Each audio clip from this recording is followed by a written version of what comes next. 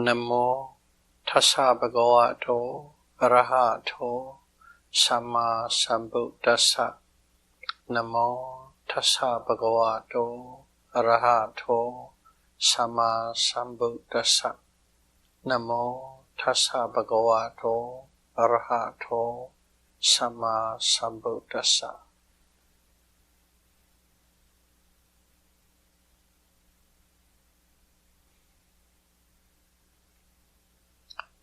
Theravada Buddhism series, Dhamma talk number 74. Powerful dominance condition. Upanissaya Paccayo, Part 3.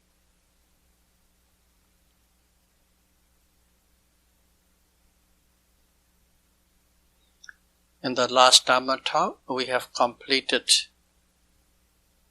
the first 6 points of the 9 points of powerful dependence condition.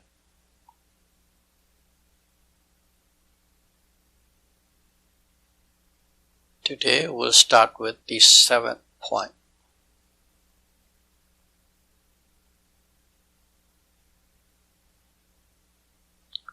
The 7th point shows the relationship between indeterminate to the indeterminate.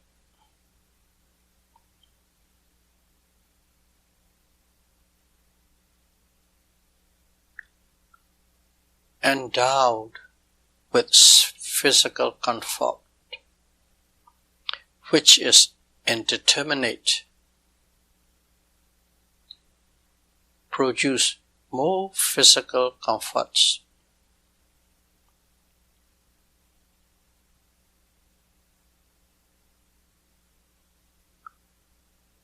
So, preceding state is indeterminate, which is physical comfort. When you have a physical comfort, more physical comfort follows succeeding Dhamma.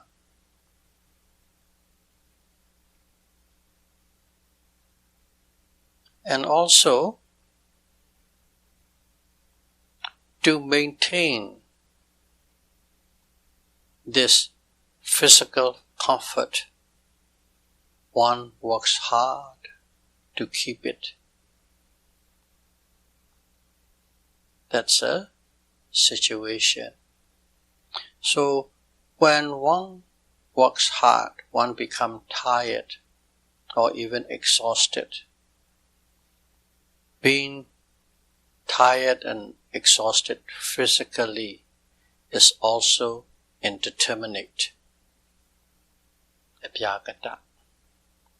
That is how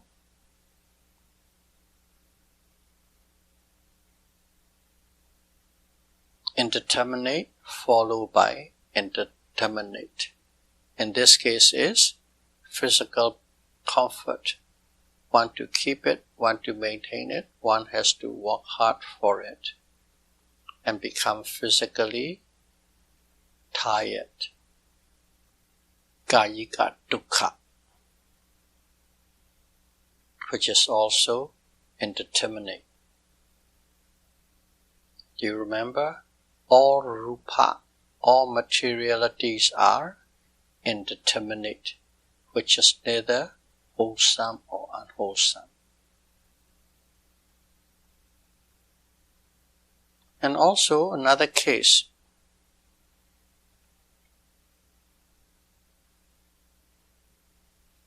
Phala samapatti.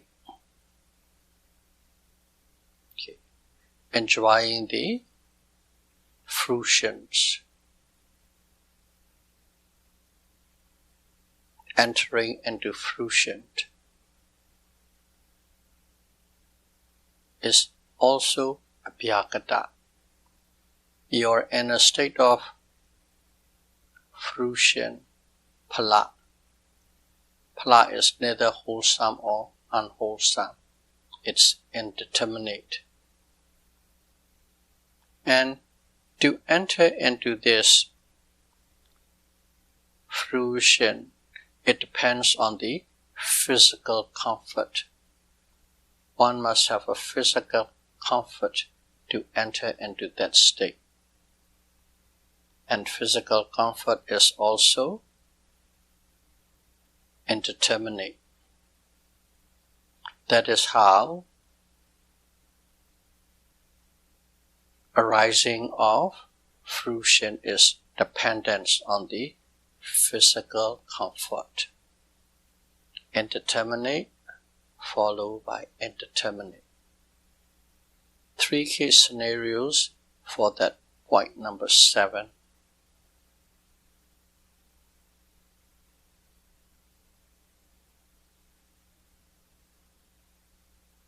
Also, climate. Climate is indeterminate. Climate is neither wholesome or unwholesome.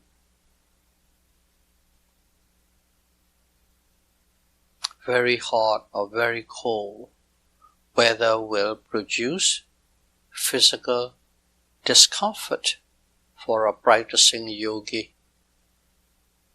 Again, discomfort is physical discomfort, which is neither wholesome or unwholesome. Climate condition the physical comfort of a yogi. Yogi physical comfort is dependent, strongly dependent on the climate. A temperate climate promotes wellness and balanced meditation session. If you are practicing meditation on very nice temperature, humidity, climate, temperate climate, you have a better meditation rather than practicing in a 30 degrees centigrade tropical heat.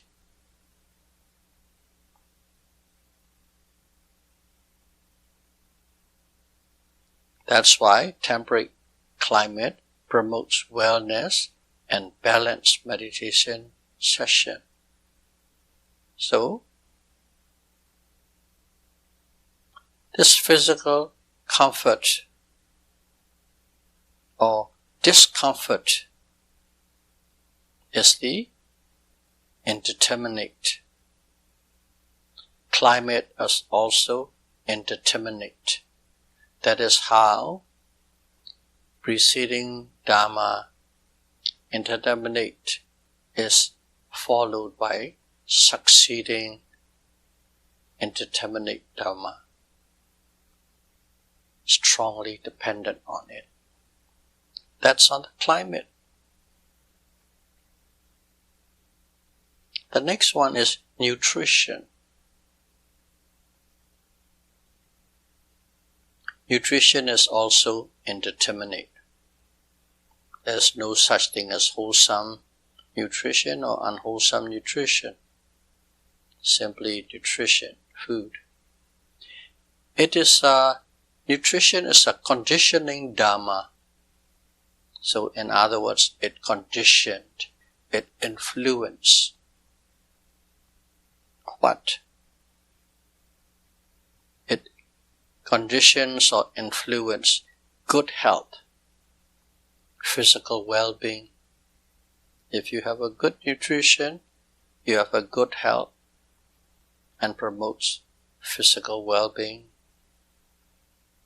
which again promotes attaining of special Dharma. Special Dharma means basically insight. If you are healthy, there's a great chance of having insight a lot faster and quicker.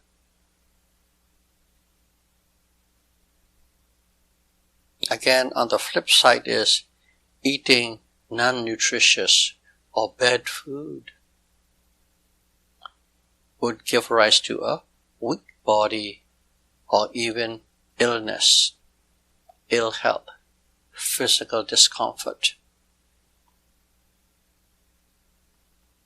Both good health and ill health are indeterminate. Good health or bad health is neither wholesome or unwholesome, and it is conditioned by nutrition. That's another example of how the point 7, Abhyagata Dhamma, preceding Abhyagata Dhamma, is related to the succeeding indeterminate Dhamma by powerful dependence condition.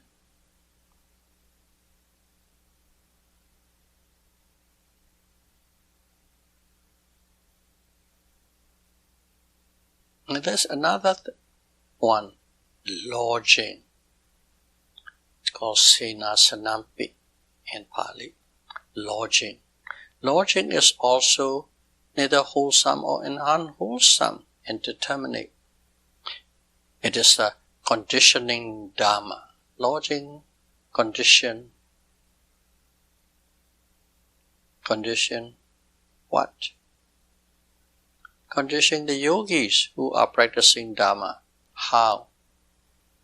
Okay. Lodging means houses that you live in, or monastery, or if you're practicing in the forest, a tree or a cave, and the bedding, a place where you sleep,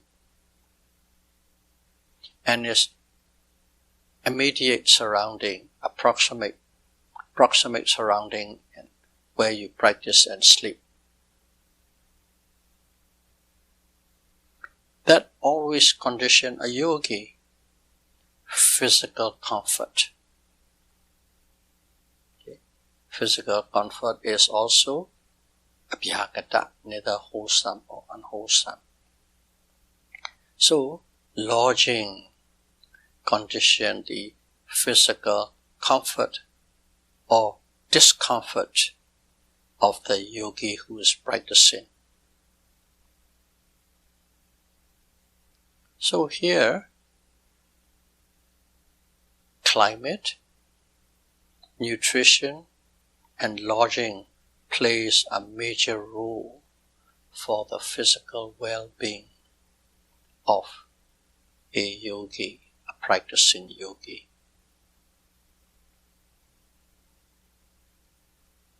So they are all under point number 7. Point number 8. Point number 8 is the relationship between the indeterminate and wholesome. Okay. Preceding indeterminate Dhamma is related to the succeeding wholesome Dhamma by powerful dependence condition. And now we are talking about the Paccayo. We'll explain it a little later, more about it.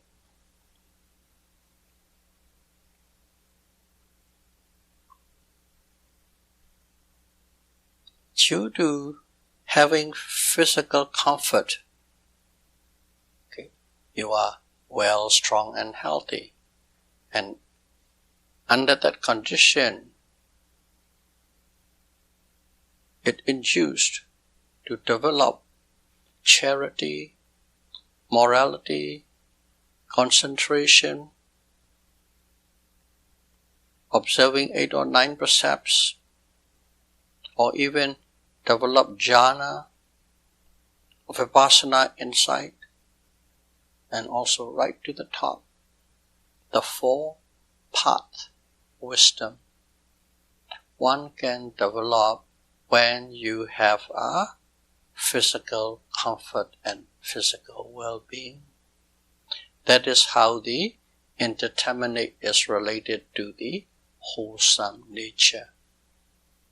When one does those things, they are kusala dhamma, wholesome dhamma. And you can do this thing, it is conditioned by your physical comfort and well-being. And also individuals, in other words,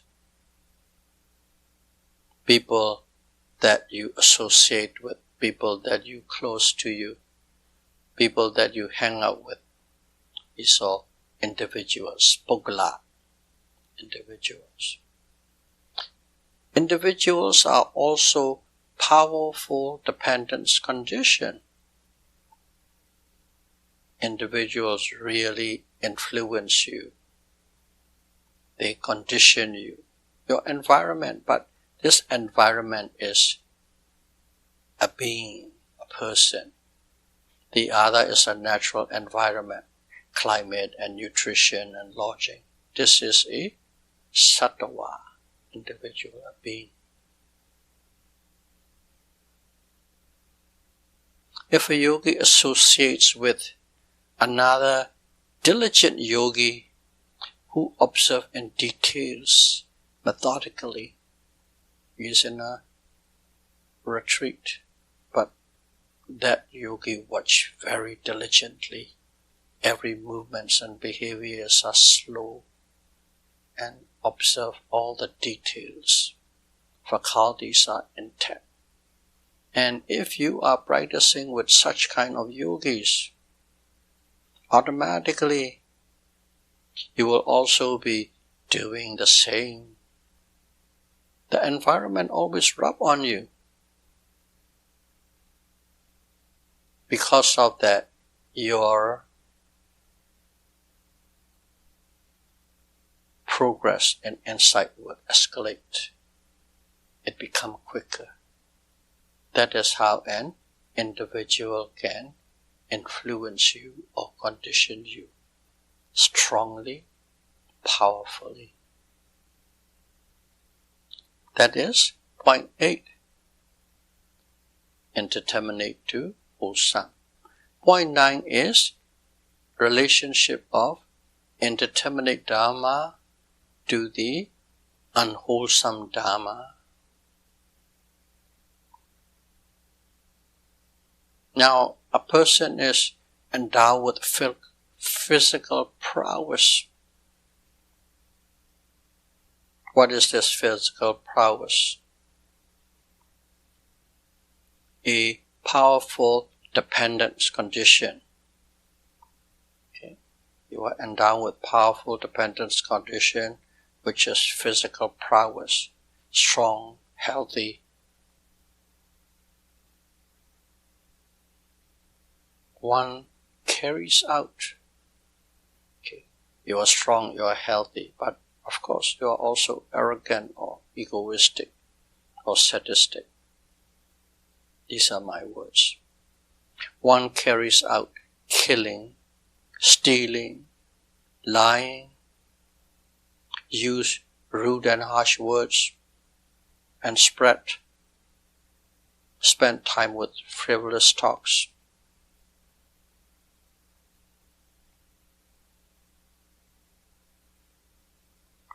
Why does that one person do those things? So that to maintain or increase the comfortable status. Don't want to lose the position. So you start doing these negative, immoral things.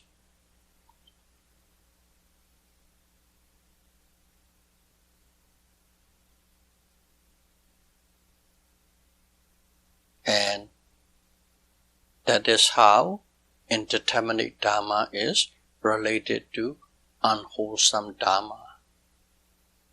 It influences strongly. For a little weak, ill person cannot do or not able to do such thing. But if you are vigorous, healthy and strong, these kind of bully behaviors are easily carried out.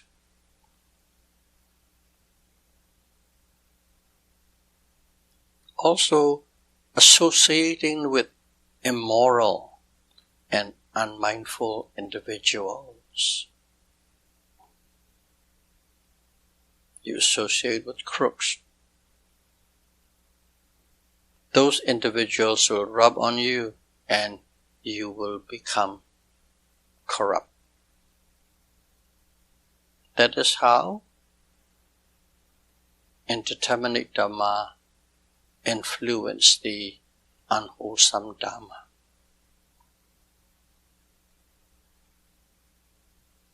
So in here, we talk about a few things out of sort from the rest of the explanation simply in a consciousness. Things like climate and nutrition. In Pali, it's called Udu Bhojanampi. Individuals, Sena Sanampi.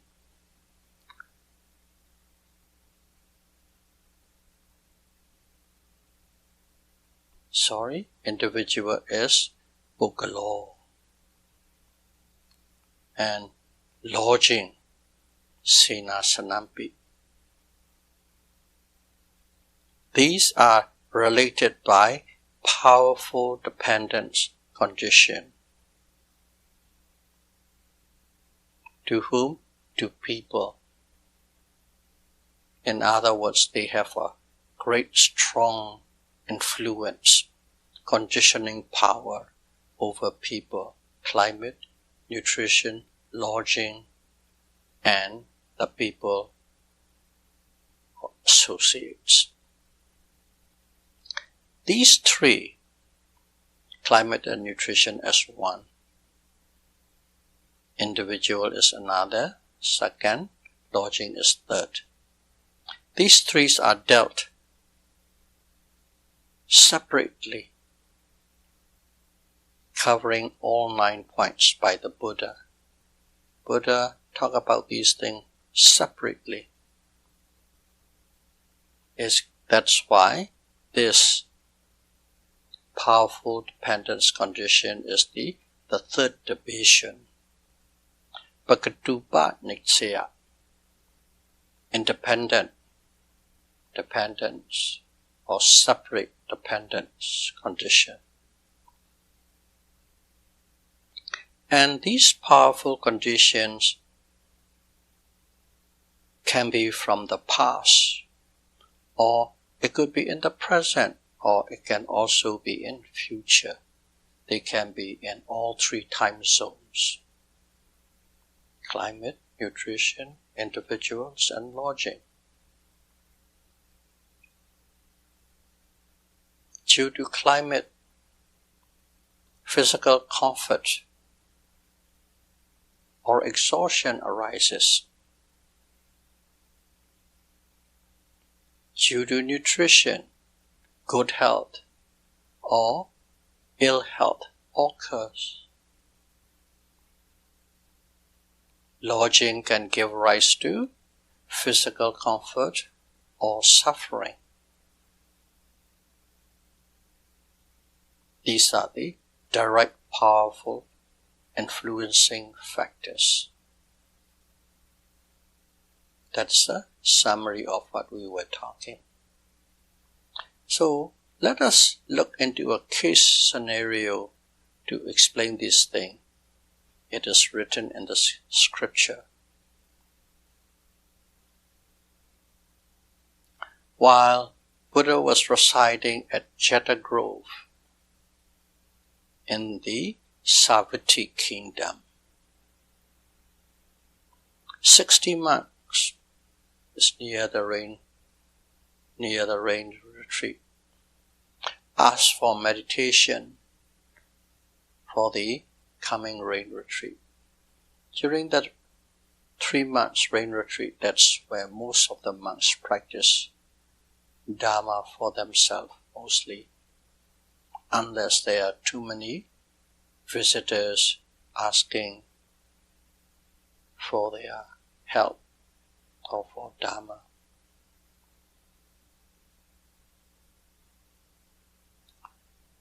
So they asked the meditation, Buddha gave them, and they went away to look for a suitable place to practice. When they reached the Matika village, the name of the village is Matika, in the Kosala kingdom.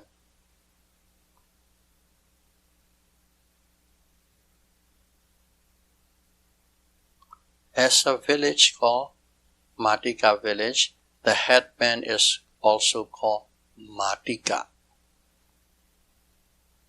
I think because of his name, that village is known as Matika village, I guess. And his mother, they just call it Mother of Matika. Matika, Mata is mother. So, the 60 monks reached that village, and then the mother of Matika asked them about the trip's purpose. And when she knew that the monks were looking for a place to practice Dharma during the rain retreat, she invited them to use the village monastery and also took responsibility for providing food. Okay, whenever you have an alms round, we'll provide food, me and my other villagers and friends. The monks used the monastery as a base camp to meet in case of health or emergency by ringing the monastery bell. Okay. However, they stay under a tree or in a cave just near the vicinity in the forest, a suitable place to practice. They don't actually live there. They go and look in the forest a suitable place to practice. They only gather in the monastery for emergency reason. That is how they set up. So it's a base camp. And the monks went for alms round every morning. The whole group, 60 of them in line, went to the village. They stopped one house after the other for the alms round. And then went back, ate their food, and go back to their meditation place and practice. But one day, this Matika Mata, the mother of the villager Matika, she and some villagers came to the monastery to do a little cleanup job, I guess, and also bring some medicines. So nowadays will be like a Tylenol or Vicks paper rubs or these kind of things to offer some medicine. But they found that there were no monks in the monastery. She was a little surprised. But they leave these medicines and then clean the monastery, went back. The next day when the monks came for the alms round, they are all there again. She inquired, "Oh, we were there, but you were not. What's the matter?" And so on. The monks said they live at suitable places to practice Bhikkhu's Dharma, the monk's Dharma. Monastery, all 60 people staying there and practice is not that suitable. They need a very quiet zone of their own, in a tree, in a cave, have their own little place. They practice there, they sleep there. So they explain, to practice the Bhikkhu's Dharma, we find a suitable place and stay there, and this is only to meet for emergency. And the woman was really excited and happy. Oh, they are practicing Bhikkhu's Dharma, monk's Dharma. And suddenly, she just felt like she wanted to. Like, with great zeal she wanted to. So she asked the monks, can a lay person, can a woman practice this monk's Dharma? And the monk said, yes, anybody can practice it. So if that's the case, I wanted to practice. She asked for that Bhikkhu's Dharma.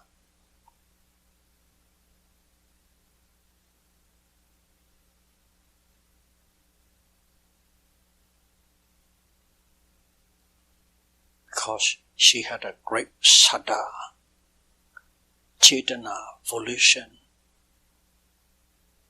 to practice. Because of her past parami, in her past life she has practiced those things so much, and suddenly in this life when she comes face to face with these Dharma, the volition and saddha just pour out of her.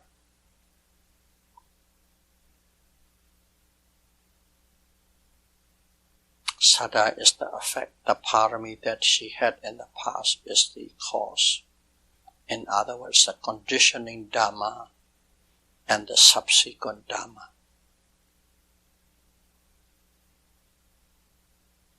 Parami is the conditioning Dharma, Saddha is the subsequent Dharma, cause and effect. Upanissaya, independent dependence condition.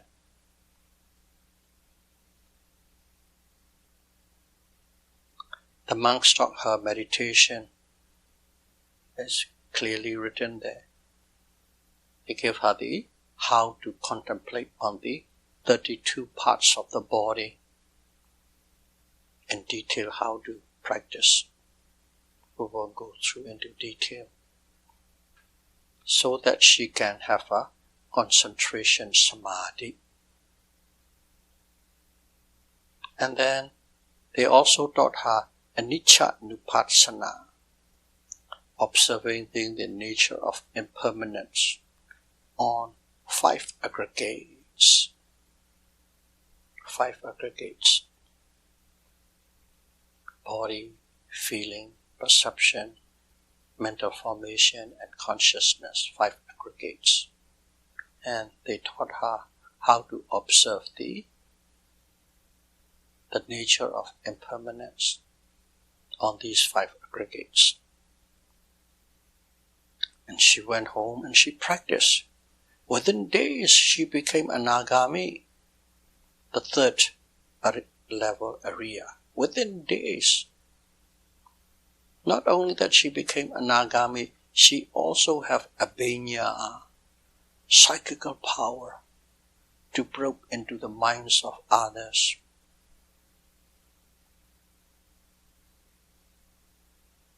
That is the powerful dependence. Okay? Powerful dependence. What? The past parami that she has done many lives before is the powerful dependence condition. And because of that, she became anagami within a few days with abhinya, psychical power. That is the effect, or the resultant or consequences, resultant dharma or consequences of that condition.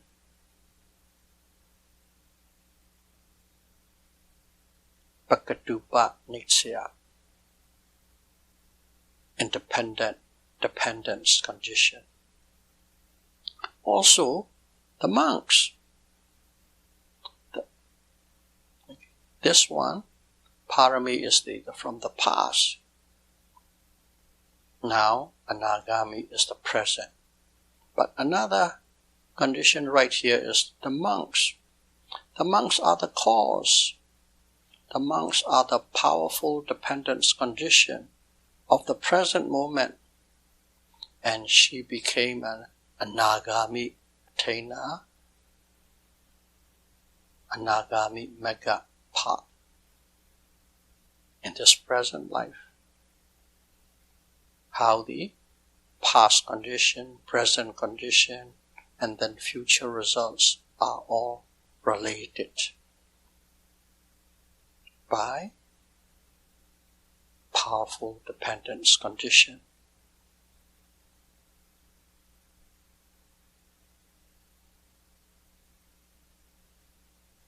And the monks are what? If I have to use another word, Ogalopi, individuals, influenced through individuals. She associated with the monks. Monks are the individuals. These individuals strongly conditioned or influence her result.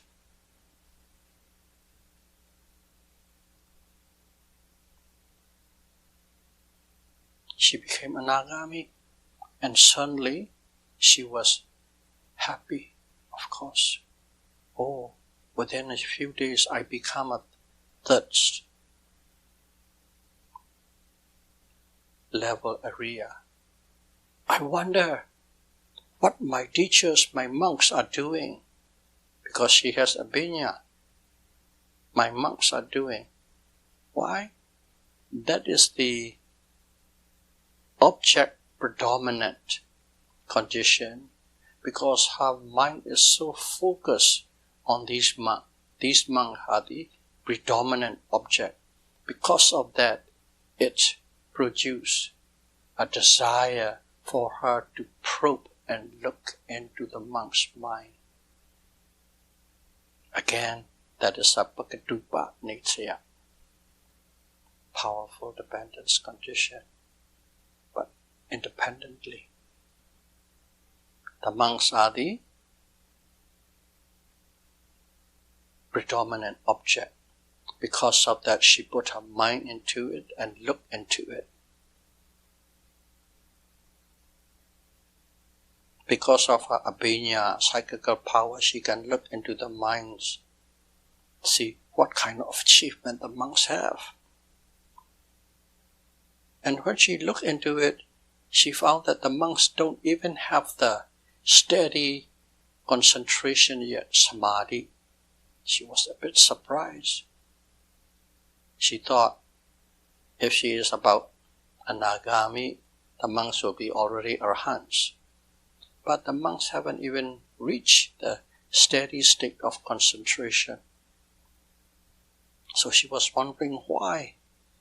So she probed into the monk's life and see whether they have parami or don't have parami. And when she looked into it, she found out all 60 monks have a parami to become arahant. They have practiced so much so well in the past, they can become arahant in this life. So he said, oh no, they have parami. So let me look at it. And she go through one after the other. She proceed to investigate. Okay, how's that? The climate suitable for you? Oh, no problem. Climate is also very meditation conducive. Lodging. Oh, they have a suitable place. Nice place. No problem with the climate. No problem with the lodging. And also they look, are they in conflict with one another? When they look into that, no, the monks are all in peace and harmony. No problem.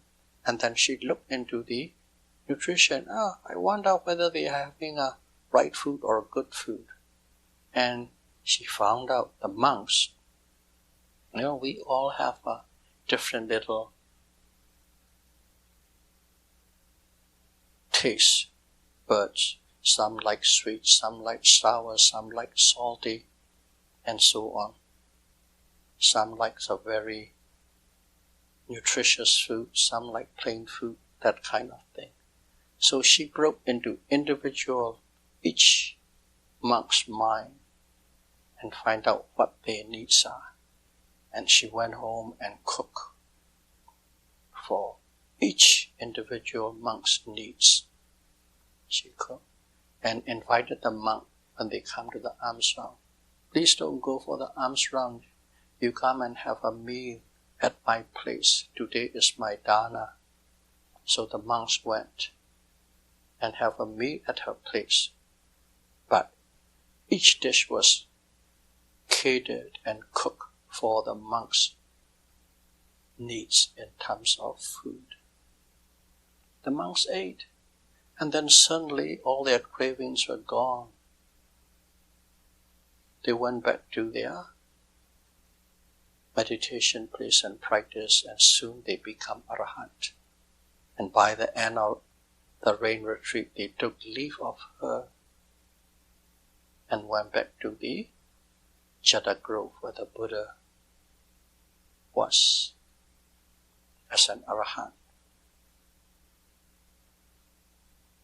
That is how nutrition, food, is the strong dependence for the attainment of wholesome Dhamma, Kusala Dhamma.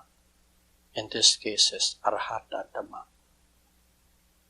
So this little story that actually did happen at the Buddha's time, it's written in the scripture, and we use that to explain all these 9 points of powerful dependence condition.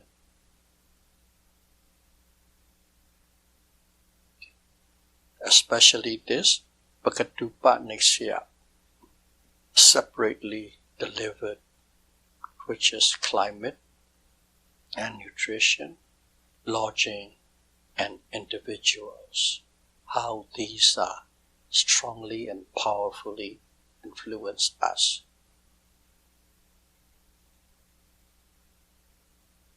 By powerful dependence condition. So keeping that in mind, climate, nutrition, lodging,